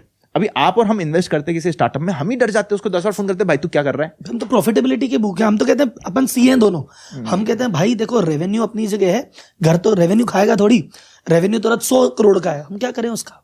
100 crore revenue जेब में तो नहीं आ रहा ना, जेब से तो 5 करोड़ जा रहा है, तो अपन तो सी बैलेंस शीट देखते हैं, वो रेड देख के दिमाग टनक, क्वार्टर क्वार्टर इंप्रूवमेंट चाहिए, वो दे नहीं सकता स्टार्टअप। आप फिलोसफी पे एक और बात करते हैं इंटरेस्टिंग, जैसे फिलोसफी अभी आपने जो बताया, लॉजिक ये कहता है, मैं भी उसमें कहता हूं कि 4,500 कंपनियां हैं, तुमको ज्यादा दिमाग क्यों लगाना है? तुमको अगर कोई क्राइटेरिया बना के घूम रहे हो, तुमको कोई कंपनी ये 3 क्राइटेरिया पे नहीं फिट बैठ रही, तो हटाओ ना, दुनिया भर के ऑप्शन बहुत है। पर अपनी इंडियन जनता ना कुछ स्टॉक पे अटक जाती है, जैसे मान लो अडानी जी के स्टॉक है, अटक गई उस पर जनता कि भाई इसी में कमाएंगे सारा। मैं कह रहा हूं अगर मान लो कोई स्टॉक है जिसमें कंट्रोवर्सी लगती है कि कभी वो तेजी से बढ़ जाता है, कभी वो तेजी से घट जाता है, कभी क्रैश आता है, कभी ऊपर बढ़ता है, कंट्रोवर्सी है, दुनिया भर की चीजें लगती है, तुम छोड़ दो। दुनिया जो सेफ चीजें हैं, स्टेबल चीजें, वहां दिमाग लगा लो, नहीं उनको उसी में जानना है। हर क्रैश पे पूछेंगे ले क्या, हर गेन पे पूछेंगे बेच दे क्या, अभी क्या करना है, वो ऑब्सेशन वहीं पे। जैसे अभी भी पेटीएम है कि सर पेटीएम अभी क्रैश है, ले क्या सर, पेटीएम में भी उठ गया, हटा दे क्या? मैं कह रहा हूं तुम्हारा ये 2-4 स्टॉक से ऑब्सेशन क्यों है? ये 2 पे ही जनता चल रही है क्या? 4,500 स्टॉक है भाई, 45 स्टॉक होंगे ढंग के, ये 5 के बार-बार अखबारों में नाम आते हैं, उथल पुथल होती है, छोड़ो 5 को, बाकी 40 पे कुछ कर लो, पर नहीं, इनको 5 में ही करना है। ये आपने ना बहुत अच्छा स्टॉक सिलेक्शन क्राइटेरिया बता दिया यहाँ पे। मैं आपको सिंपल सा पॉइंट बोलता हूँ, इससे हम टेक्निकल लैंग्वेज में कहते हैं ओनरशिप बायस। जैसे कोई मेरा हो जाता है, मुझे उसमें वैल्यू ज्यादा दिखती है, और जब वो टूटता है तो उसमें और वैल्यू दिखती है, क्योंकि वो तो है तो मेरे पास ही। और हमारी आदत क्या होती है, फॉर एग्जांपल हम लोग एक डॉक्टर है, हम क्वालिफाइड आईएएस ऑफिसर है, और हम स्टॉक मार्केट में आ रहे हैं, तो हमें ही लगता है जिस तरीके से मैं मेरे प्रोफेशन में हमेशा सही रहता हूं, यहां पे भी मैं हमेशा सही रहूंगा, तो हम मान ही नहीं पाते कि हम गलत हो रहे हैं। और आपका फिल्टर ये हो गया, एक ऐसा स्टॉक में अगर आप अपना ओनरशिप पैटर्न को रेगुलरली ट्रैक कर रहे हो और आपको पता चल रहा है कि ये स्टॉक में रेगुलरली रिटेलर अपना माल बढ़ा रहे हैं, ये हर एग्जांपल में होगा, चाहे सुजलॉन हो, चाहे डीएचएफएल हो, चाहे येस बैंक हो, पुराना, चाहे आप कोई सा भी सिल्टेप ले लो, कोई सा भी स्टॉक ले लो, आपके लिए ये बहुत प्यारा फिल्टर हो गया और बहुत अमेजिंग फिल्टर हो गया। एक ऐसा स्टॉक जिसमें रिटेल इन्वेस्टर की होल्डिंग क्वार्टर ऑन क्वार्टर बढ़ रही है, आपको उससे बचना है। एक ऐसा स्टॉक जिसमें एफआईआईस की, डीआईआईस की और इंस्टीट्यूशन की होल्डिंग क्वार्टर ऑन क्वार्टर बढ़ रही है, उसमें आपको ध्यान लगाना है। क्योंकि क्या आपने कभी सुना है कि एक बड़ा इंस्टीट्यूशन ने कोई एक चिट्टा पिट्टर स्टॉक को उठा लिया, पेनी स्टॉक को उठा लिया? वो नहीं देखते हैं, उनको कोई मतलब नहीं पड़ रहा कि येस बैंक कहाँ जा रहा है, नहीं जा रहा है, या उनको येस बैंक तो चलो फिर भी अभी काफी सरकार ने संभाल लिया और एसबीआई वगैरह के सपोर्ट आ गया तो उसके बाद से ठीक हो गया। बट कोई सा भी पेनी स्टॉक ले लो XYZ, जिसके हमें बहुत मैसेजेस भी आते हैं, टेलीग्राम पे भी बताए जाते हैं, क्या FIS की वहां पे होल्डिंग बढ़ती है? उन स्टॉक में आपको पता चलेगा 50, 60, 70% रिटेलर्स के पास है। अगर 70% रिटेल आदमी के पास है तो उसको हर लेवल पर रेजिस्टेंस मिलेगा और हर लेवल पे वो टूटेगा ऊपर जाके। तो ये आप फिल्टर लगा लो, एक ऐसा स्टॉक जिसमें regularly FIS, institutions, mutual funds holding बढ़ा रहे हैं, वो आपकी एक पॉजिटिव लिस्ट में आना चाहिए। एक ऐसा स्टॉक जिसमें रेगुलरली रिटेल इन्वेस्टर्स अपनी होल्डिंग बढ़ा रहे हैं, वो आपकी एक नेगेटिव लिस्ट में आना चाहिए, उसमें आपको थोड़ा बचना चाहिए। अगर आपके पास बहुत ज्यादा उसमें होल्डिंग है तो उसमें सावधान होना चाहिए। एक recent example, and it's again not a recommendation, strictly IEX। पिटा क्यों IEX? आप देखो उसमें रिटेलर की कितनी होल्डिंग आई है, हर जगह चल रहा है कि भाई ये रिवलाइज कर देगा, ये तो सोल प्लेयर है, इसका कोई कंपटीशन नहीं है मार्केट में, ये तो ओनली एक्सचेंज है जहां पे ऐसा काम होता है, ये तो बेस्ट है। जब इतना ज्यादा उसको पब्लिसाइज किया तो ऑब्वियसली उसमें रिटेलर्स ने भर भर के पार्टिसिपेट किया और बाद में दिक्कत आई। इसमें एक इंटरेस्टिंग एग्जाम्पल बताता हूँ। जैसे जब क्रिप्टो नया नया आया था ना, तो उस समय जैसे इन्वेस्टमेंट वगैरह सब थोड़े छोटा बड़ा बना, बहुत छोटे से छोटा एक इन्वेस्टमेंट कहीं किया हुआ था। तो मेरी एक थ्योरी है, तो जैसे मैं बैठा तो अब घर में बातचीत होती थी, अगर ले लिया, दो दोस्त बैठे घर पे चाय पी रहे, आज ये हो गया वो हो गया, बातचीत होती थी, तो मम्मी भी सुनती रहती है, आती जाती मम्मी ने सुन लिया गाना। तो मम्मी मेरे एक टीचर थी, गवर्नमेंट टीचर, वो गाँव में कहीं जाती थी, तो वो एकदम गाँव में कहीं ढाणी में स्कूल है, और वहाँ एक दिन कहती है, जैसे मैं, अरे सन्नी मेरे गाँव में भी एक लड़का क्रिप्टो ये बिटकॉइन कर रहा था। तो मैंने मेरे दोस्त को बुलाया, मैं कहा बेच दे आज। मैंने कहा जो न्यूज इतनी ज्यादा पहुंच जाए ना कि भाई गांव में, ढाणी में, इधर में, उधर में हर कोई आदमी लग रहा है, तो भाई साहब उसके दिन फिर अच्छे नहीं है। उस टाइम के बाद, अच्छा उससे निकलने के बाद बहुत तगड़ा क्रैश भी आया था। अभी बिटकॉइन अलग गणित है, वो कभी बढ़ता है कभी घटता है, क्रिप्टो एकदम गेम ही अलग है। लेकिन इलेक्शन के समय पे, जब भी ये सट्टे वाला समय आता है ना, इलेक्शन के आसपास, कोविड आ गया तो नोटबंदी आ गई, तो इस समय पे ये सारी चीजें जहां पे ब्लैक का काम बहुत ज्यादा होता है वो बढ़ते हैं। और ये आप हिस्टोरिकली देखना, मैं अभी की बात नहीं कर रहा। और मैंने एक बार शायद यूट्यूब पे एक वीडियो भी बनाया था, हमारा लाइव चल रहा था, उसमें मैंने कहा था कि अगर बिटकॉइन देखना ही है ना तो इलेक्शन से 6 महीने पहले देखना, क्योंकि उस समय ना वो माहौल जमता है वहां पे। और सिर्फ इंडिया के इलेक्शन नहीं, जैसे यूएस का इलेक्शन हो रहा है तो उधर तो और आपको माहौल दिखेगा कि भाई बिटकॉइन में आपको हलचल मिल रही है, अलग अलग क्रिप्टोज में हलचल मिल रही है, तो आप देख सकते हो वहां पे। बिटकॉइन और क्रिप्टो गेम ये है कि जहां पे बहुत ज्यादा पब्लिक इन्वॉल्व हो जाए वहां से दूरी बना लो, क्योंकि वो हो गया रिस्की, वो चीज बट गई। जैसे कहने का था कि कोई डील एक्सक्लूसिव कब है, कोई डील प्रीमियम कब है, जब उसमें बड़े बड़े लोगों का या ऊपर के लोगों का इन्वॉल्वमेंट है, कि क्लोज सर्किल लोगों का इन्वॉल्वमेंट है ना, जब तक वो चीज प्रीमियम है। जैसे मान लो कि कोई प्रॉपर्टी के भाव बढ़ रहे हैं, तो जहां पे मान लो लैंड का भाव है 1 लाख रुपए बीघा है, अब वो 1 लाख से जो 10 लाख की जंप आएगी ना, वो बड़े बड़े लोग ही करेंगे। और जब बाजार देखेगा 1 लाख से 10 लाख के भाव गए तो मजा आ गया, फिर 10 लाख पे जैसे रिटेलर घुसना चालू करता है, आम आदमी घुसता है कि हाँ मैंने भी ले लिया, पान वाले ने भी कमा लिया, जूस वाले ने भी कमा लिया, दूध वाले ने भी कमा लिया, वो कमा लिया, वहां पे जैसे जैसे भाव बढ़ता है ना, फिर वहां पे उनकी तो एग्जिट चालू हो जाती है। तो जिस चीज का ज्यादा हल्ला हो जाए वहां से थोड़ा सा दूरी निकल जाना चाहिए। और मैं कहता हूँ जब फ्लक्चुएट, आपके पास अगर अनलिमिटेड कैपिटल है, कि मेरे पास तो भाई 100 करोड़ रुपए पड़े हैं, 1 करोड़ अगर लगा देते देखी जाएगी, तो कुछ भी हो सकता है। तुम्हारे पास लिमिटेड के साथ 2 लाख का पोर्टफोलियो, 5 लाख का पोर्टफोलियो, और ऐसे स्टॉक में इन्वेस्टमेंट करो जो एक न्यूज पे चढ़ता है, एक न्यूज पे गिरता है, थोड़ा देख दाख के करो भाई साहब। और रिकमेंडेशन अगेन, जिसका नाम लिया जा रहा है, एक चीज ध्यान रखना, कहीं कोई रिकमेंडेशन नहीं है। अभी आजकल सर स्टॉक मार्केट थोड़ा सा है ना, मतलब जो रेगुलेटरी बॉडीज हैं, चाहे आरबीआई हो चाहे सेबी हो, ये स्ट्रिक्ट हो गए, मतलब कंप्लायंस को लेके आजकल चीजें छोड़ रही नहीं है। और अभी देखा जाए तो अपने जैसे जी बिजनेस पे सेबी ने एक्शन लिया, जी बिजनेस कुछ एक्सपर्ट है वो टिप दे रहे थे साहब, उस पर एक्शन हो गया। बीच में कुछ यूट्यूबर थे वो अपना कोर्स बेच रहे थे साहब, उन पे एक्शन हो गया। तो पॉइंट ये है कि एक आम आदमी जो मान लो कि कहीं जॉब कर रहा है, उसके पास इतना टाइम नहीं है, वो जॉब कर रहा है, बिजनेस कर रहा है, वो स्टॉक मार्केट में इन्वेस्ट करना चाहता है, कहीं से नॉलेज लेना चाहता है, तो ले किससे? यार मेरे हिसाब से नॉलेज आप सबसे लो, सुनो सबकी, करो मन की। और फिर एक बार आपने कर लिया ना, कभी भी टिप पे तो आप पैसा कमा ही नहीं पाओगे। स्टॉक्स में अगर आप ये सोच रहे हो कि आप टिप पे कमा लोगे तो वो सस्टेनेबल ही नहीं है। अगर सपोज करते हैं आपको एक मिल भी गया बहुत अच्छा टिप वाला जो बहुत अच्छी टिप दे रहा है, तो उससे आप सीखने पे फोकस करो कि भाई इसने किस चार्ट पैटर्न पे दिया या किस प्राइस एक्शन पे दिया। अगर आप सीखने पे फोकस करोगे आप इवेंचुअली कमाओगे। मेन आप सुनो सबकी, करो मन की। और मैं ये नहीं कह रहा कि कोई भी बंदा 100% सही है 100% गलत होता है, सारे होते हैं, बट सबसे मेन 3 बड़ी गलती होती है। अगर आपको उनके थोड़ा सा भी शक लग रहा ना कि आदमी इन 3 में से एक चीज कर सकता है तो उनसे दूर रहो। सबसे पहला होता है फ्रंट रनिंग, कि भाई मैंने अगर कोई स्टॉक दिया, सपोज करते एक ऐसा टेलीग्राम चैनल बना रखा है जिसमें 50,000 लोग जुड़े हुए हैं, वहां पे मैं एक स्टॉक डालता हूं। स्टॉक डालते ही मैं कहता हूं 100 रुपए में लेना है, 1 मिनट बाद मेरे मैसेज आता है, अरे 102 हो गया, टारगेट 1 हिट, 104 हो गया, टारगेट 2 हिट, 105 हो गया, टारगेट 3 हिट। अरे भाई तूने 100 रुपए में डाला है, 5 रुपए तो तेरे सब्सक्राइबर भी बढ़ा देंगे स्टॉक, और मतलब तूने पहले बाय कर लिया और तू हट रहा है। तो अगर कहीं पे भी आपको ऐसी दिक्कत दिखे वहां से हटो।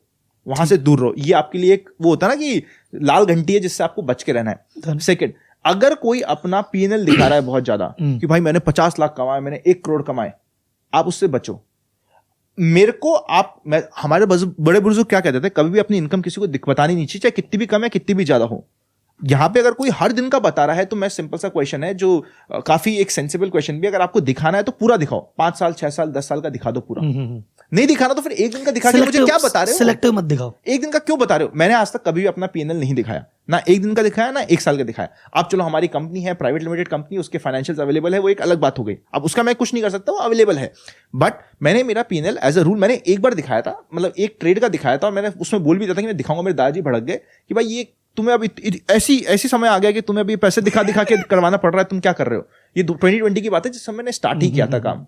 तो एक दिन वाले P&L से ल्यूर होकर आपको कभी भी नहीं जाना कि अरे ये कमा रहा तो मेरे को भी कमा के दे देगा। भाई ये तुम्हारे पैसों पे ही कमा रहा होगा, तो ये चीज इससे बढ़ना है। थर्ड, अगर कोई तुम्हें ये विश्वास दिला रहा है कि तुम दिन के 5%, 10%, 25% कमा सकते हो, जो लॉजिकल नहीं है, तो वो आपको दूर है, वो रेड घंटी है। आपको कह रहा है कि भाई मेरे तो हफ्ते के 10% बचते हैं, कोई कह रहा है हफ्ते के 2% की मेरी स्ट्रैटेजी, हफ्ते की 1% की स्ट्रैटेजी है जिसमें 10% का ड्रॉडाउन भी हो सकता है इमीडिएटली, मैं फिर भी कह दूंगा चल मान लिया। या महीने की मैं कह रहा हूं कि 2-3% मेरा आ रहा है, 3% का रिटर्न है और 20% का रिस्क है। अगर वो रिस्क भी साथ में बता रहा है और रिटर्न को बता रहा है 2% में निकालने की कोशिश करूंगा, समझ आ रहा है। पर इससे ऊपर पॉसिबल ही नहीं है, चाहे आप कितना भी रिस्क ले लो। Higher the risk higher the return. तो अगर कोई आपको ये बता रहा है कि मेरे महीने में 2% आता है इस स्ट्रैटेजी में, तो एट द सेम टाइम क्या वो आपको ये भी बता रहा है कि ड्रॉडाउन आए तो सीधा एक ही महीने में 20% का भी आएगा? क्योंकि आप देखो 2% ले क्यों रहे हो? इसलिए ले रहे हो क्योंकि कभी मेरे को एक साथ ड्रॉडाउन आया तो मेरा कवर होना चाहिए, ऐसी आपकी स्ट्रैटेजी है। तो दोनों साइड ऑफ पिक्चर बता रहा नहीं बता रहा, ये 3 मेन चीज है जिसको ध्यान रखो। अगर आपको पॉइंटर्स में चाहिए कि भाई मैं किस पे विश्वास करूं नहीं करूं, आप उसका बैकग्राउंड देखो,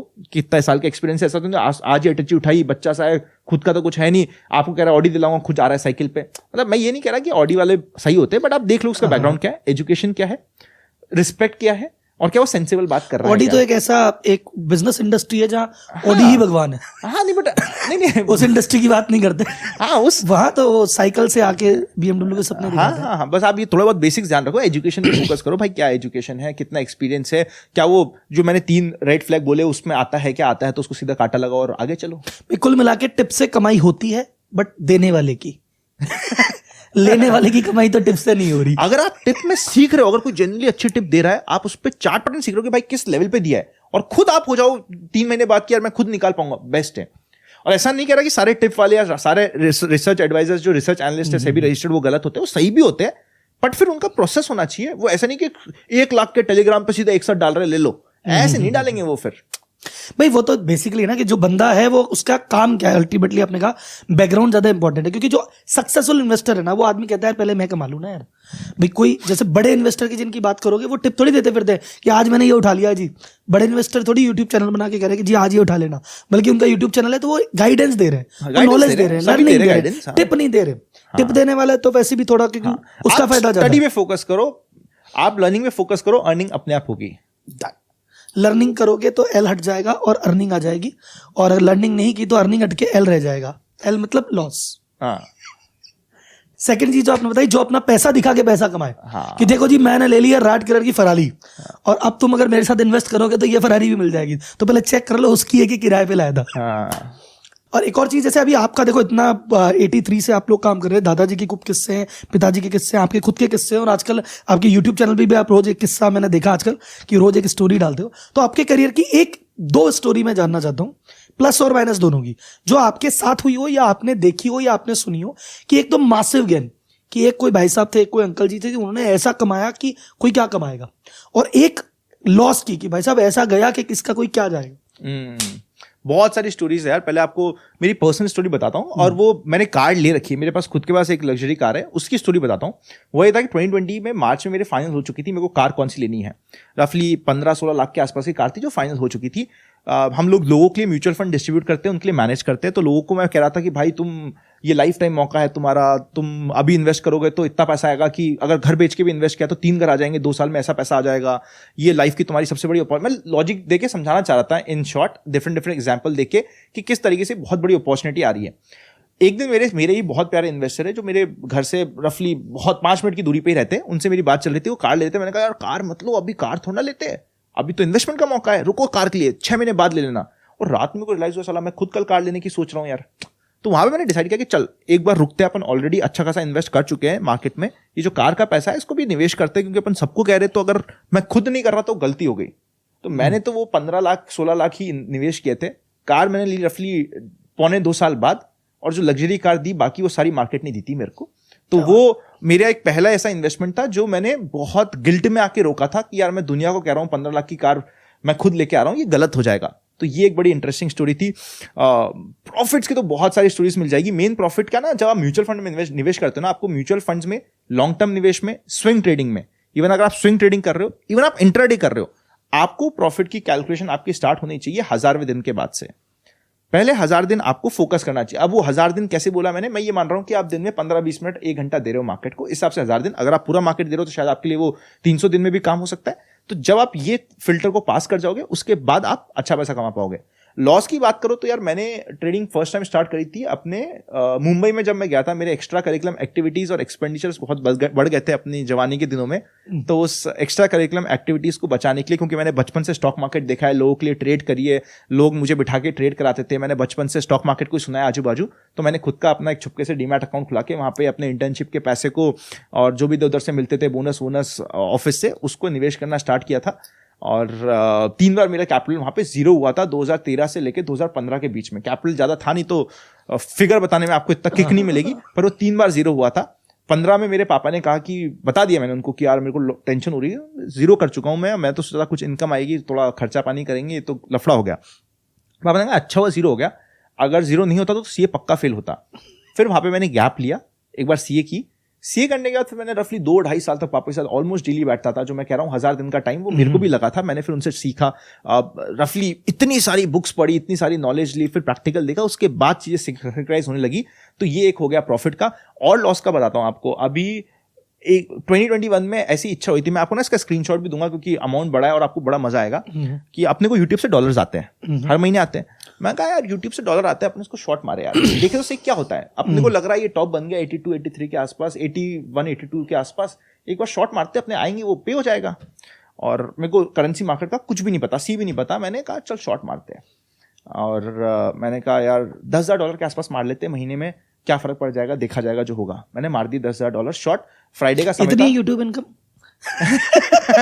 कितनी है वो छोड़ो, अभी बताता हूँ हुआ क्या। ठीक है। अभी बताता हूँ हुआ क्या, मजा आ जाएंगे। व्यूअर्स ने तो लगा लिया अच्छे अपनी इनकम कैसे शॉर्ट मार रहा था, 10,000 का मारा, तो ठीक है इतनी होगी।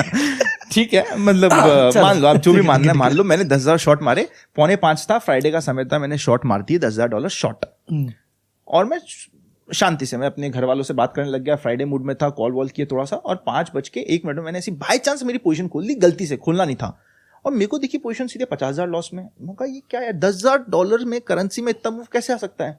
मैं थोड़ा सा इधर उधर झांक भींग किया, देखा क्या हुआ, पता चला 10,000 इंटू USD में एक कॉन्ट्रैक्ट होता है $10,000 का, और मैंने 10,000 कॉन्ट्रैक्ट शॉर्ट मार दिए थे $10,000 शॉर्ट मारने की जगह। तो मेरे 10,000 इंटू $10,000 शॉर्ट में मार चुका था मार्केट में। भाई साहब और मेरे को 2 दिन में सोया नहीं। 50,000 मतलब रिकवरी हो गई वहां पे, क्या? अरे बताता हूँ अभी आगे। मैं 2 दिन सोया नहीं, मैं टेंशन में। मैं कहा यार लग गए, ये क्या हुआ। मैं मेरे जो करेंसी में काम करते हैं उनको फोन कर रहा हूँ 2 दिन, क्या लगता है 10 पैसे ऊपर तो नहीं खुल जाए। बोले तेरे को क्या फर्क पड़ रहा है 10 पैसे 5 पैसे में। अब मैं उनको कैसे बताऊं कि मैंने ऐसा काम कर दिया। अब मैं खुद को गालियां दे रहा हूँ। 2 दिन तक मैं सोया नहीं। मैंने कहा यार कभी लगता कि यार 10 पैसे अपने डायरेक्शन में खुल गया तो साला सीधा 10 लाख रुपए बनेंगे, अपने अगेंस्ट खुला तो 10 लाख लग जाएंगे।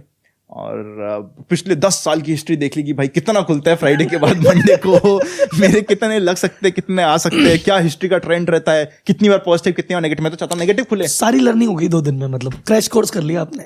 खुला market as a rule, market खुलते ही पहले टिक पे मैंने क्लोज किया। करीब 4-5 लाख 5.5 लाख के आसपास का लॉस हुआ, बात खत्म हुई। और 10 मिनट रुकता तो शायद 25 लाख का प्रॉफिट तक भी पहुंचता। पर मैंने कहा यार हटाओ इसको, गलती हुई, जान छुट्टी लाखों पाए। उसके बाद मैंने कभी करेंसी में काम नहीं किया। और एक चीज समझ आ गई कि $10,000 होते एक कॉन्ट्रैक्ट में। तो ये था। एक बार शेयर में भी हुआ था। शेयर मेरे को कुछ मैं जब स्विंग ट्रेडिंग करता हूं, मैं हमेशा यूजुअली 25 लाख के आसपास का बाय करता हूं एक स्टॉक में, क्योंकि मेरा कन्विक्शन होता है तो मैं 25 लाख का स्टॉक बाय करता हूं। अभी तो मैंने पिछले 1 साल से तो काफी कम कर दिया है क्वांटिटीज, क्योंकि मेरा इंडेक्स पे और ऑप्शंस पे थोड़ा ज्यादा चले गया। पर पहले 20, 21, 22 तक भी मैं 25 लाख एक स्टॉक में बाय करता था। 1 0 ज्यादा लग गया। 2.5 करोड़ आ गए स्टॉक के, और वो स्मॉल कैप स्टॉक था, 3:15 बजे लिया, 2.5 करोड़ आ गया। मैंने कहा यार मेरे लेती था टूट कैसे गया, मतलब मेरे लेती बढ़ गया फिर अचानक से टूट गया, ऐसे कैसे हुआ? तो चला ये तो मेरी क्वांटिटी की वजह से हुआ है। तो ऐसी गलतियां कई बार हो जाती है। उसमें प्लस में निकले, उसमें भी लॉस में यार। ऐसी चीजों में यूजुअली आप लॉस में निकलोगे, और अगर रुक जाओ अच्छी बात है। हाँ, लॉस में निकलना अच्छी बात है, दोबारा गलती नहीं उसमें होगी। 4.5-5 लाख का लॉस था, मैं दोनों स्क्रीनशॉट आपको दे दूंगा। और मैं कह रहा हूं, अगर उसमें गलती से लॉस प्रॉफिट हो जाता कि फॉरेक्स में एक बार लगाया था रात को, मेरे से हो तो गई गलती, लेकिन मैं निकल गया 10 लाख प्लस में, तो फिर अगली बार नशा लग जाता, फिर नशा लग जाता। फिर ना कभी कभी लगता है पुनीच भगवान है कि अपन तो गलती से किया तो ही 10 लाख कमा ले। सोच भाई, मैं तो 2 रात ही सोचा था भाई मेरी पूरी नेटवर्थ नहीं चले जाए, मैंने जितने शॉट मार रखे, पता चले 2-4 रुपए ऊपर नीचे हो जाए तो 2-5 करोड़ लग जाए, इधर पता चले जा सकता है सब। हाँ, फॉरेक्स में तो कुछ भी हो सकता है। इधर एक कोई ट्रम्प ने कुछ कह दिया, क्या कितना ऊपर जाता है वैसे, वो 10-15-20 पैसे ऊपर नीचे चलता है, बट मैंने कहा यार ये तो बड़ा लफड़ा हो गया यार, ये तो अपन करोड़ों में शॉर्ट बैठ गए। आनंद भाई, अभी दुनिया भर के आईपीओ आ रहे हैं, मतलब अभी रिकॉर्ड तोड़ आईपीओ आ रहे हैं। मेरे हिसाब से 100+ आईपीओ आएंगे 2024 में, और हर वीक में कोई 4 आईपीओ 5 आईपीओ ऐसे निकल रहे हैं, और मेन बोर्ड आईपीओ भी आ रहे हैं, एसएमई आईपीओ भी आ रहे हैं। एक तो सर हम व्यूअर्स के लिए आप एक चीज बताओ, इनमें डिफरेंस क्या हुआ, और अगर आदमी इन्वेस्ट करता है तो पहले आईपीओ में लगा रहा है आदमी, जैसे भी आपने कहा जो बंदा स्टार्टिंग करे उसको इन्वेस्टमेंट पोर्टफोलियो, पहले अपना इंश्योरेंस करा ले, फिर अपना म्यूचुअल फंड का पोर्टफोलियो बना ले, और फिर शुरुआत करे स्विंग ट्रेडिंग से या फिर आपके आईपीओ से। तो आईपीओ से शुरुआत कर रहा है आदमी, तो पहली बात मेन बोर्ड में लगाए या एसएमई बोर्ड में लगाते टाइम क्या ध्यान रखे, और बेटर क्या है दोनों में से? आपको लग रहा है अभी बहुत ज्यादा आईपीओ आ रहे हैं ना, एक ऐसा समय था जहां पे दिन के 4-5 आईपीओ आते थे। अच्छा, तो हमने वो समय भी देखा हुआ है, तो ऐसा नहीं कि अभी ज्यादा है, अच्छे आईपीओ आ रहे हैं और अच्छी बात है। अगर लास्ट ईयर आपने आंखें बंद करके एसएमई में और मेन बोर्ड के सारे आईपीओ में लगा दिया होता और सब में आपको अलॉटमेंट मिला है, तो आपके प्रॉफिट वर्सेस गेन लॉस का रेशियो 1:3 रहता है। 3 में आपको प्रॉफिट होता है, 1 में लॉस होता है। ये लास्ट ईयर का रेशियो बता रहा है। अब इसमें क्या करना चाहिए, देखो 2 अलग आईपीओ होते हैं, एक मेन बोर्ड होता है, एक एसएमई होता है। दोनों में डिफरेंस इतना सा है कि मेन बोर्ड आईपीओ में आपको वॉलेटिलिटी नहीं मिलती ज्यादा, थोड़ा सा काम ठीक ठाक होता है, आप शेयर्स में काम कर सकते हो। एसएमई में सिर्फ लॉट्स में काम होता है, जो यूजुअली 1.5-2 लाख का लॉट होता है, तो आपको एक साथ 1.5-2 लाख या तो आता है या फिर कुछ भी नहीं आता, और जब बेचते हो तब भी 1.5-2 लाख एक साथ लगाना पड़ेगा।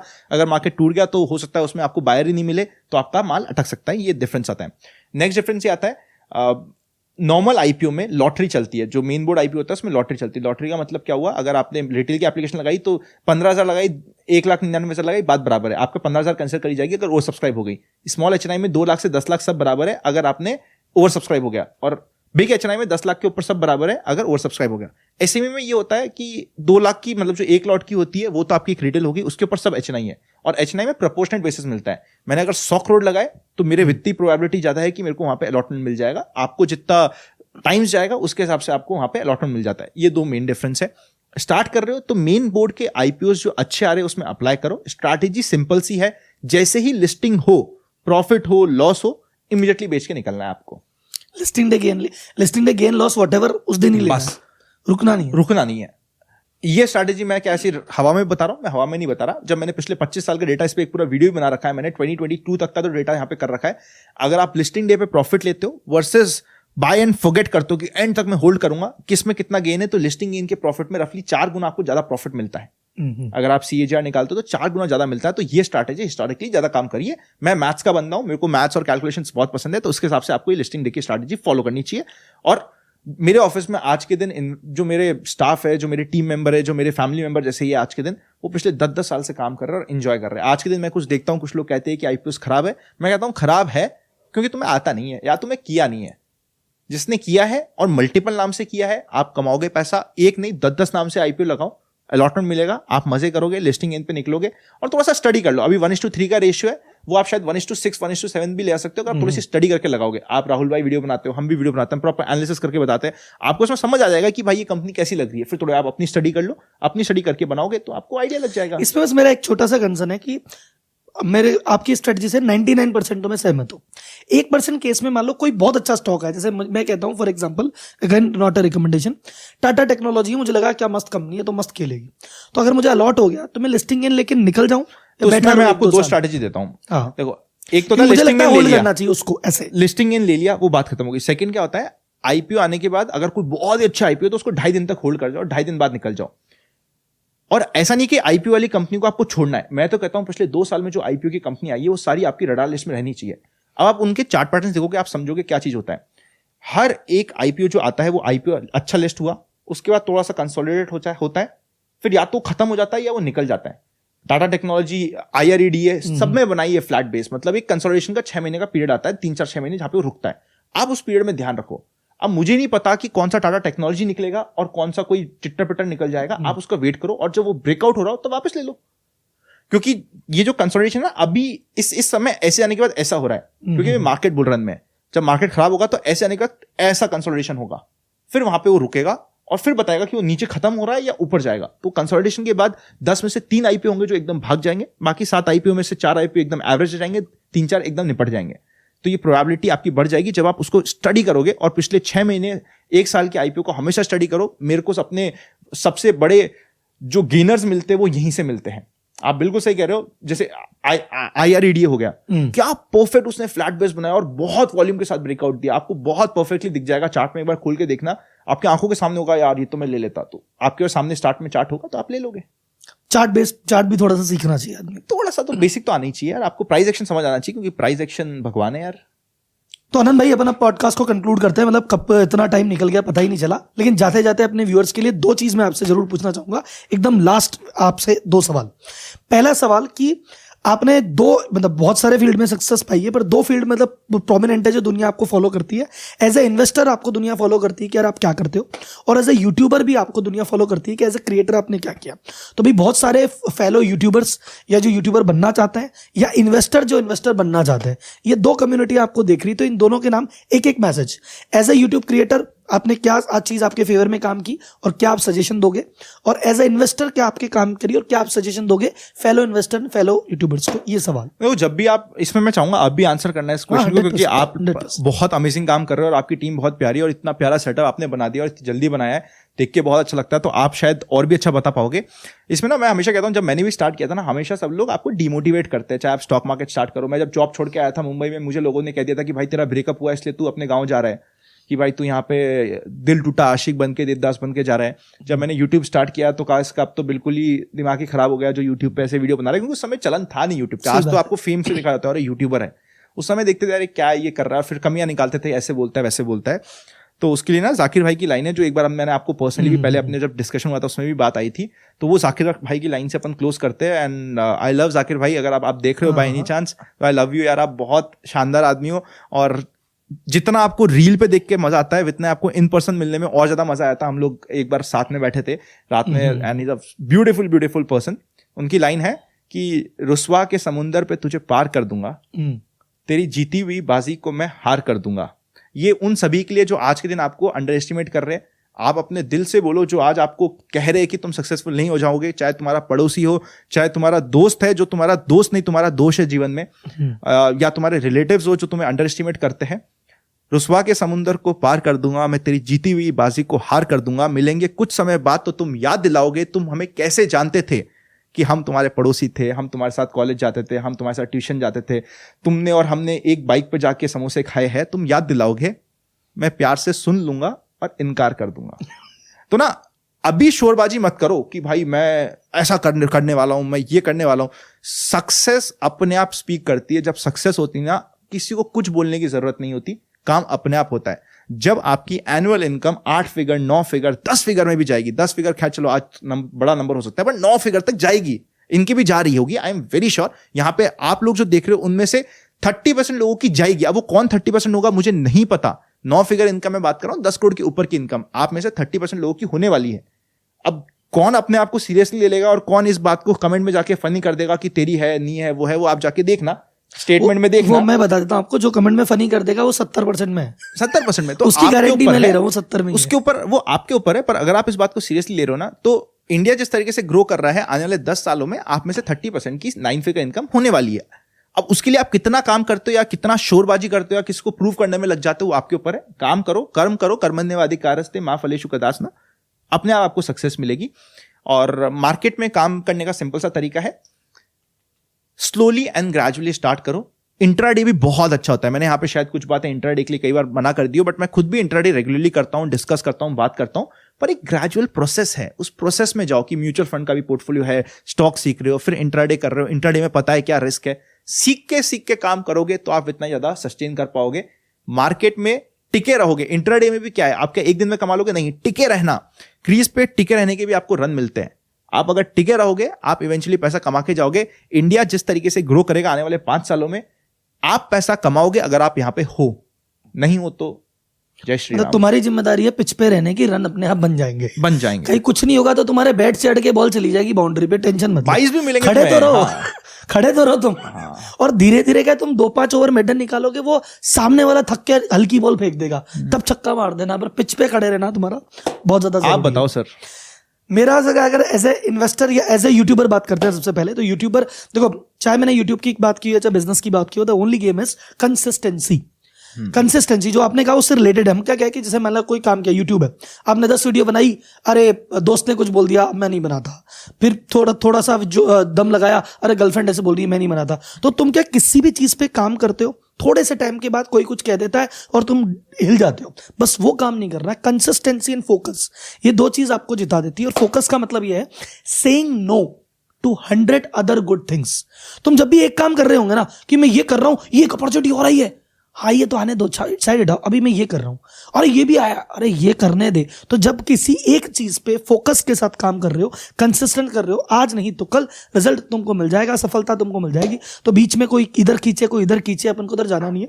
क्योंकि इंडिया के बारे में देखो सिंपल सी बात कहते हैं, मतलब कहते हुए अच्छा नहीं लग रहा, लेकिन अब समाज है तो ऐसा ही है। इंडिया के नॉर्मली मेंटेलिटी कही जाती है कि क्रैब मेंटेलिटी है। अगर आसपास में 10 दोस्त बैठे हैं, समाज में रिश्तेदार में 10 लोग बैठे हैं और एक जैसी प्रगति चरना चालू करेगा, 9 का धर्म है कि पकड़ के टांग खींचना वो टांग पकड़ के खींचेंगे। वो कल्चर नहीं है, ये कोई ऐसा कल्चर नहीं है कि ये आगे बढ़ रहा है तो उसको बढ़ने दो। खुश होना तो बहुत दूर की बात है, खुश होना तो अलग ही कुछ हो गया कि ये आगे बढ़ रहा है मैं खुश हो गया। मैं कहता हूं तुम खुश छोड़ो, तुम कहोगे यार ठीक है बढ़ रहा है, बढ़ने तो मेरा क्या लेता है, नहीं वो बढ़ रहा है तो मेरा लेता है भाई, टांग पकड़ लूंगा, उसकी बुराई करूंगा, ये करूंगा वो करूंगा, ऐसे कैसे बढ़ गया।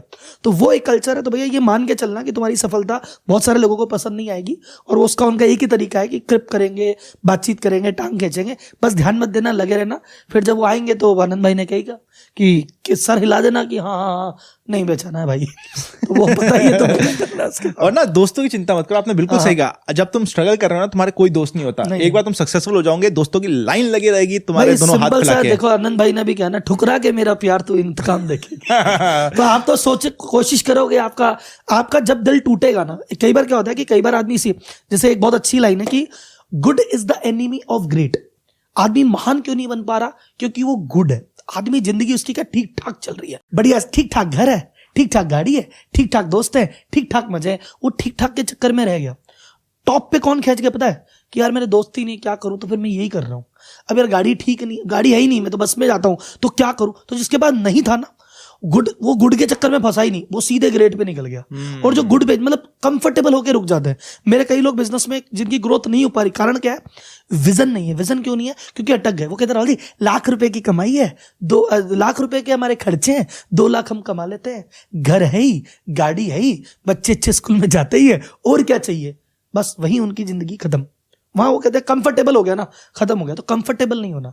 और ये ना कई बार अच्छे दोस्त, अच्छा प्यार, अच्छा ये कंफर्टेबल कर देते हैं। आदमी कहता है जिंदगी में मजा है, तो वो आग जलती रहनी चाहिए। तो ये किसी को ब्रेकअप से आग मिलती है, किसी को दोस्त के धोखे से आग मिलती है, किसी को पेरेंट्स के तानों से आग मिलती है, पर वो आग मिले तो उसको ऐसे आग में जल नहीं जाना, उस आग को एनर्जी बन के, चिंगारी बन के और आगे बढ़ाना है। मेरा तो ये मानना है। व्हाट अ परफेक्ट क्लोजिंग यार, थैंक यू सर, मजा आ गया।